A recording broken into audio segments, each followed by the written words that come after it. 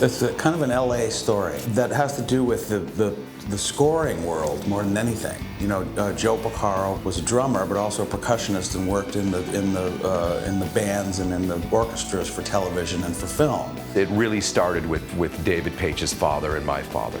You know, my dad moved to LA with a wife and 4 kids to be a freelance studio musician in LA. You know, he really had no idea how it would go. And Marty Page, Dave's dad, was of course a composer and also a very fantastic arranger. And my father was a composer, and all the dads kind of came from that world. So Glenn Campbell really was a fan of my father's because he did the Ray Charles records. He had called my dad to work on his summer replacement show that became the Glenn Campbell Good Time Hour. Well, a guy named Joe Porcaro showed up as a new guy in town, and he played it like he was in church, like in a Baptist church. It was unbelievable. And my dad says, that's the guy I want right there. I don't care how he plays timps or vibes or all this other stuff. I just want a great tambourine player. He would practice every day, even after a session. He'd put up this ridiculous music that's so hard. You look at it and you go sideways, your eyeballs go like this. Nothing but 30-second notes, completely like cartoon music, you know? It was a huge deal for my family. I remember how excited my father was and my parents were that there was this steady job. And of course, so the dads wound up realizing that their sons were aspiring musicians and got them together. So Joe had mentioned he'd seen me. I used to sit down in the pit on Sundays and play. And he said, well, my son's just won a battle of the bands and they're looking for a new keyboard player. You guys should get together. And why don't you give them a call and stuff like that? So I hooked up with another guy, Steve Leeds, who was the leader of that band. And through him, I met Jeff in Studio City. And immediately, Jeff was just off the Richter scale. He was such a good drummer. He was like the best drummer in the world when he was 14, you know, kind of thing. Meanwhile, I'm in high school. I'm entering high school at this time. And I had bands in junior high school with the local guys, but I came across there was this whole other pool of musicians now that I entered high school, and one of them was Steve Lukather.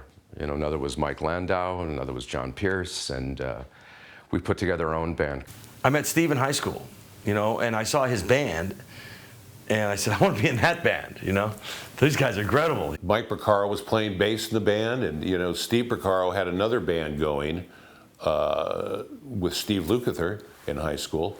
So everybody kind of knew everybody in this high school quad. You know, we'd be doing a prom somewhere, and in would walk David Page, you know, and or my brother Jeff. They loved the gig. They loved hanging out at the gig, and they loved the band, and they saw Luke and me and what we were doing. Jeff would come and play, and then he brought his pal Page along, who was also, wow, that's David Page, you know what I mean? These guys were somewhat legends while we were in high school. Angela carries me back to the time when I knew that her love was still mine. I think Steve Lukather was probably the first one I really met. I met him when I was 14 years old. I was a lead singer in a top 40 band when I was 14 years old. And my sister was the lead singer in the band, but she stopped doing it for some reason, and they just got me to do it because I sounded like her. So I took over for her. And of course, you know, Steve Lukather and Steve Porcaro were doing the same thing. So I met him when I was about 14 years old, and I believe it was through my brother. Jeff hooked me up with Boz Scaggs, and that album became very successful, and it kind of put a spotlight on Jeff and myself and David Hungate. Boz was incredible to all of us, you know, and he really gave me a lot of credibility and gave me opportunity to show what I had, gave me a shot. And so it kind of launched us and gave us this credibility that we hadn't had with record companies. And we decided to form the band. So I called Steve Porcaro, who we knew, called Steve Lukather, who was in Steve's band, and we just went in and cut, you know, Miss Sun and a couple other things, and we got a record deal. So, you know, that's kind of how it formed right there, and we've been friends ever since, colleagues and comrades, you know. Hey, Miss Sun, what can I say? I'm trying to hold you, but the moon got in the way.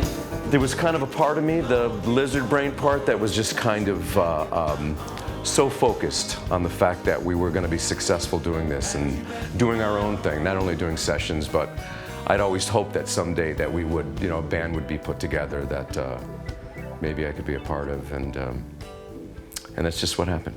I was like, this is the band I've always wanted to be in, This was like, those guys are magical human beings. When we got out of high school, we started immediately doing sessions with people like Seals and Crofts and Steely Dan, and got very well known for being a group, almost like a rock band. If an artist like a Leo Sayer or somebody else needs they want a feeling of a band and not session guys, they'd call us because we were kind of gunslingers with Luke on guitar. It was amazing, Guys, other session players would be sitting there with their old glasses on, reading parts, and Lukather would be standing on the chair doing power windmills like Pete Townsend, in the studio. And to be a part of that, hurricane of talent, if you will, it elevated my status thanks to them, being a part of this band. All of a sudden it was like, hey man, who's that fucking kid guitar player you got? We were able to draw from all these great artists out there, and before we did our first album. So when our first album came out, we had already played on, several hundred albums and had all this experience before our first album. So if you listen to it, I'm still very proud of it because it has all this layering on it and all this kind of, professionalism and crafting that goes with maybe a band that's done their 10th album or something. Our fathers kind of showed us how to do that, I think. Kind of set the bar again, along with David and Jeff. For Luke and I, they really kind of showed us, like I said, that it was possible and how good you had to be.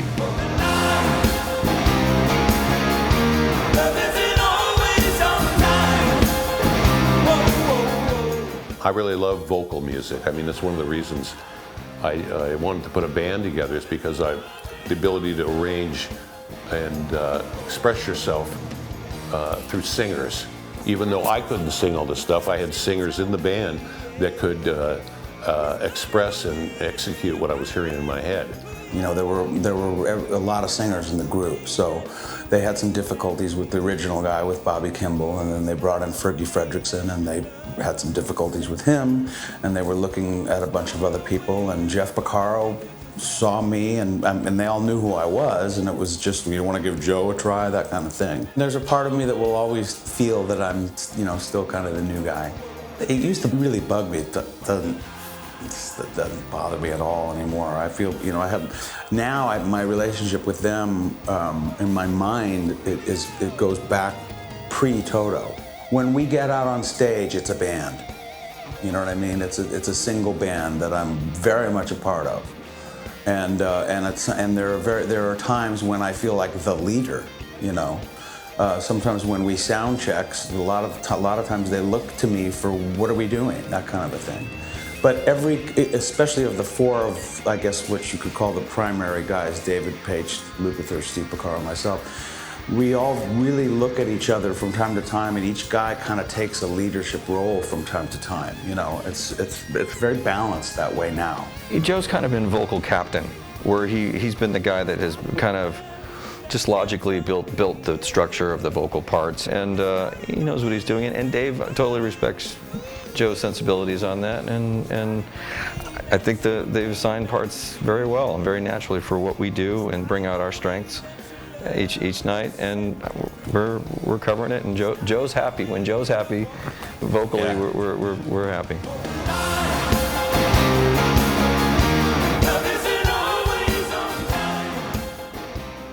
Well, 40 years.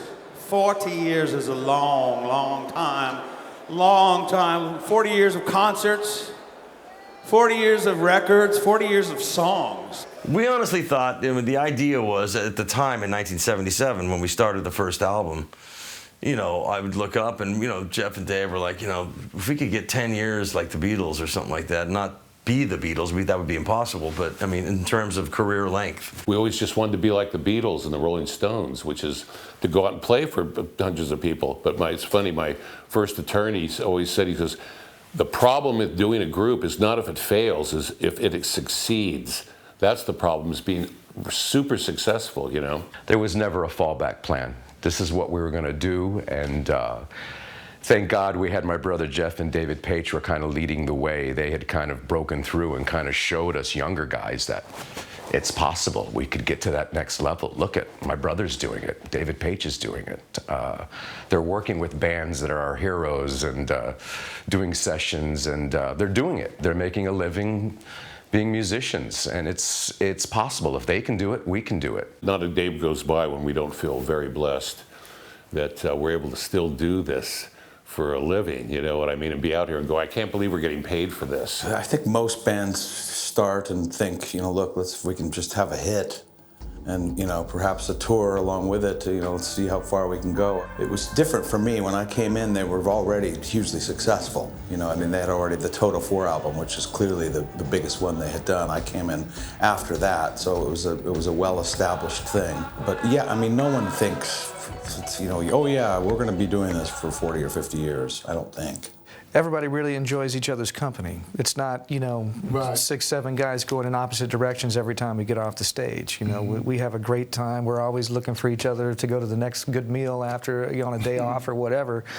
And that's unique. I think it's just the genuine kind of love of music that everyone shares and the history together that keeps that going. There's this history where they were kids, you know, they were really young men when they first got together, and you can see the respect and the love, and they kid with each other and they tease each other. Even when they fight, it's like it's like a fight between brothers. Siblings. You know? It's totally like a family thing.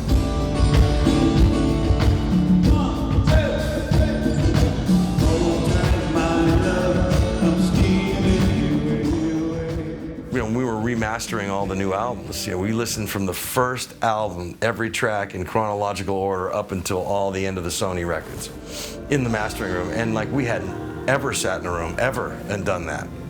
And you know, songs we forgot we even cut, you know, deep cuts that we haven't looked at in decades and decades. The stories were all different. Everybody remembered different stuff. And you know, it brought us to absolute laughter and brought us to a lot of tears because of missing our brothers who aren't here. But they're still on the disc. They're still on the music lives. Their playing lives, you know.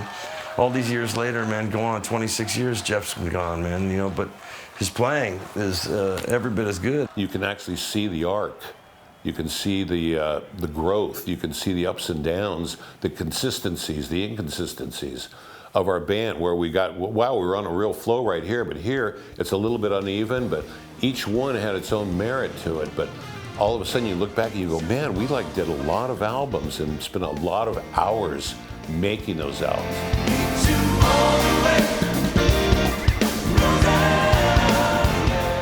We knew even then that you know, the hit record was kind of a mixed blessing, and that you better hope you like it a whole lot because you're going to be playing it the rest of your life. You know, a song like Rosanna is still fun to play. It's still challenging. It's still my heart beats a little faster before my keyboard solo every night, wondering if I'm going to be able to pull it off, you know, yet again. I was thumbing through my dad's record collection, and my dad had worked on a Ray Charles record that was just all girls' names. That's where that came from. Each one was a separate girl's name, so that's where I got the idea for Rosanna.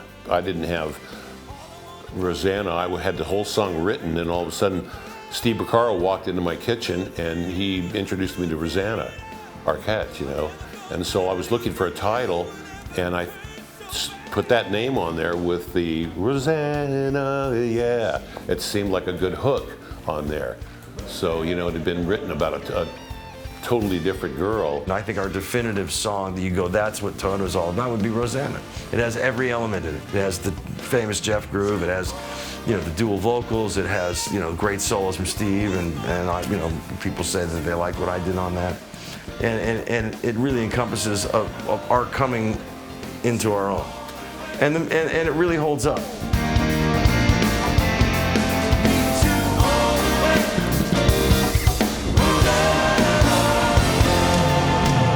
You look out at our audiences and there's a lot of young people.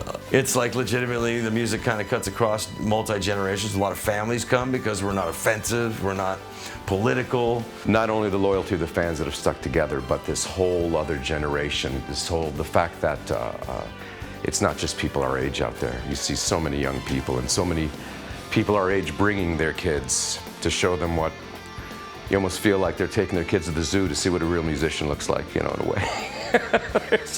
And we love it. And not only that, but just younger kids that have discovered us, with or without their parents. Usually it's from their parents' record collection, but they're fans all on their own, and they come to the concerts even long after maybe mom and dad are done standing up for 2.5 hours, you know. There's a 7-year-old kid playing every drum stroke like this in the front row, watching Shannon play, but he was playing every stroke. He knew all the drum parts, playing air drums the whole time. That's the secret to being immortal, that your music reaches not only one generation that we started with, but now has transcended 2 generations. Yeah. And the way Africa is running rampant these days, that thing has got a life of its own.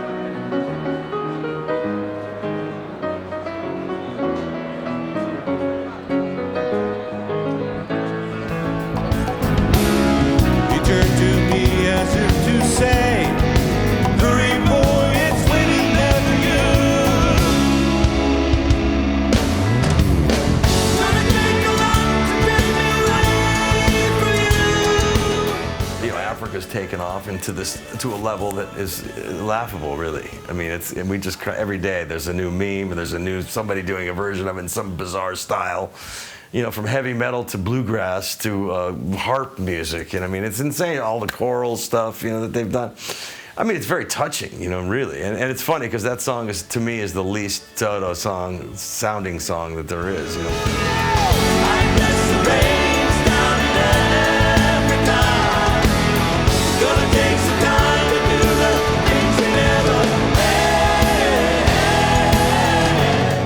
So many songs, and it's easy to keep just rotating the same songs that we've been going into our stable. Well, it's either this list from this year or go back 3 years and we'll use that list because it has half a dozen hits in it, and then we have some of the new stuff from the new album, and then we play our other crowd pleasers.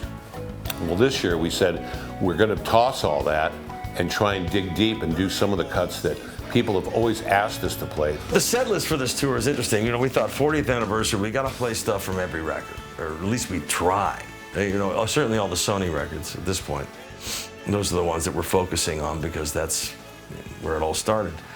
And we wanted to cull stuff from each record, you know, and we wanted to play some deeper cuts. And Luke was very big this time out on doing some radically different deep cuts. And I mean, not just 1 or 2, but a lot of them. A lot of stuff that we hadn't played before, which made the workload huge, especially with the new songs and things that some of them we hadn't ever played. We came up with a list of 100 things to play, and so we thought, well, maybe we'll do 3 different types of shows. This list one night, and it became too problematic, so we narrowed it down to about 50, then that got narrowed down to 30, and then we were still too long, and it was still too much of overwhelming amount of new stuff to learn. So we said, well, we're going to throw this one out, and then you get into rehearsal and you find out what works. But the ultimate test is really how the crowd reacts. That was the intention going in, was to really give for the fans that have been to a lot of Toto concerts, not hear just the same stuff. Of course, we've got to play Africa and Hold the Line and Rosanna, but everything else was up for grabs. So we brought some stuff out from Dune. We brought some stuff out, from Isolation. You know, we did stuff that we haven't ever done. Even some of our first demo, one of the first demos we ever did was Miss Sun, which Boz ended up cutting. But, that was a David Page classic. I watched the whole thing go down. That was one of my first, my audition. I was worried that the casual listener would be too put off, that there'd be too many deep cuts a little bit. I was worried about that. But it hasn't been the case. And it's made it real fun and challenging to play too.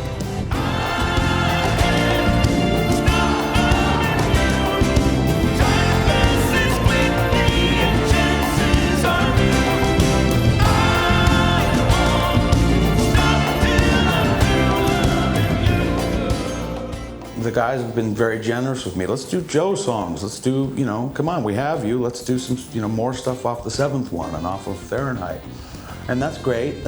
that's great, but there was, you know, I was a fan of those first 4 albums. You know, I was their friend from childhood, and, you know, a teenager when the first album came out, and a huge Bobby Kimball fan. He was one of my favorite singers, one of the guys I used to try and imitate. And so in this particular set, there were, you know, 2 or 3 songs that I really wanted to do that were on those early records that were great Bobby vocals. Bobby Kimball is just quite simply has a higher voice. When he talks, he speaks in a higher voice. So we lowered a few of the keys so that I can manage and get through an entire tour. The songs sound the same, you know. I remember asking my father about it, and he told me a story where he was an arranger and the band leader for one gig he did for Frank Sinatra. And an hour before the show, Frank came backstage and said, "Johnny, we're lowering the key of this tune," an hour before the show. And he had to change all the charts in the last hour before the show started. Point being that, you know, if the singer needs to lower the key, you lower the key. So, but now being able to do that means that we can do any song in the catalog. There's nothing that can't be performed.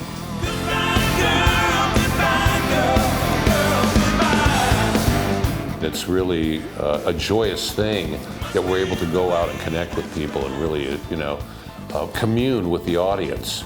We share this energy each night, especially during Africa when we're there singing and we're singing back. They actually recharge our batteries on stage, and it's amazing. Toto was a big part of our lives. It was a big part of my brother's lives. It was a big part of my life. And I'm happy to help keep it going. Sometimes I'll say to the audience, I have the best job in the world because I get to sort of wander around the stage and watch the best musicians in the world, you know, do their thing at close range. It's going so well right now. I mean, we prayed for this day. You know, one more go at it would be great. And we're selling out arenas, and it's an amazing thing to, you know, even if we were to stop tomorrow, it would be like, that was a great thing to do, man. I'm really glad that we resurrected this and did it. And when you're that 2 hours on stage, it's like being in a time machine, going back to high school. You actually feel rejuvenated. It's like if they could capture that in a bottle, that's really like, you know, youth medicine right there, you know? And I'll tell you, it's been amazing.